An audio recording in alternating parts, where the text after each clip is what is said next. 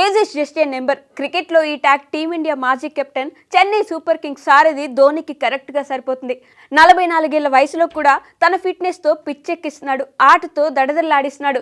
Legend ఆట ఇంకా మిగిలి ఉందనేలా పవర్ హిట్టింగ్తో చెలరేగిపోతున్నాడు. కేవలం ఫిట్నెస్ మాత్రమే కాదు, ఆటతోనూ అదరగొడుతున్నాడు. అదేంటి, ఇంకా ఐపీఎల్ ప్రారంభం కాకముందే ధోని అదరగొట్టడం ఏంటి అనుకుంటున్నారా? అయితే ఈ స్టోరీ చూడాల్సిందే. ఐపీఎల్ 2026లో భాగంగా అన్ని జట్లు ఇప్పటికే ప్రాక్టీస్ ప్రారంభించేశాయి. మార్చి 28 నుంచి ఈ మెగా లీగ్ ప్రారంభం కానుంది. ఇందులో భాగంగా మహేంద్ర సింగ్ ధోని ప్రాక్టీస్ సెషన్లో బిజీగా గడిపాడు. నెట్స్లో విపరీతంగా ప్రాక్టీస్ చేసిన మహేంద్రుడు తన షాట్లతో దుమ్ము లేపాడు. స్వీప్, ఫుల్ షాట్లు ఎక్కువగా ప్రాక్టీస్ చేస్తూ నెట్స్లో చెమటోడ్చాడు. భారీ షాట్లతో విరుచుకుపడి ఐపీఎల్కు పూర్తి స్థాయిలో సిద్ధమవుతున్నాడు. ధోని బ్యాటింగ్ చూస్తుంటే 44 ఏళ్ల క్యూట్ బాయ్లా కనిపించాడు. అయితే ప్రాక్టీస్లో భాగంగా ధోని చేసిన పని ఇప్పుడు సోషల్ మీడియాలో వైరల్గా మారుతుంది. సీరియస్గా బ్యాటింగ్ చేస్తూ కనిపించిన మాహి సడన్గా డాన్స్ వేస్తూ కనిపించడం ఆశ్చర్యానికి గురిచేసింది.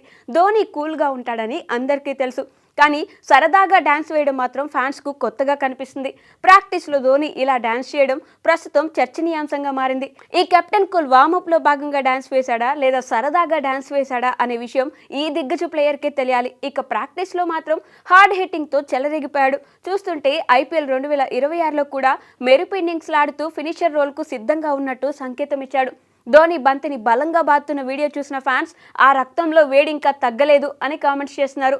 ఇదిలా ఉంటే ధోనికి ఇదే లాస్ట్ ఐపీఎల్ సీజన్ అనే టాక్ బలంగా వినిపిస్తుంది. సీజన్ మొత్తం కూడా ఆడరనే వార్తలు వినిపిస్తున్నాయి.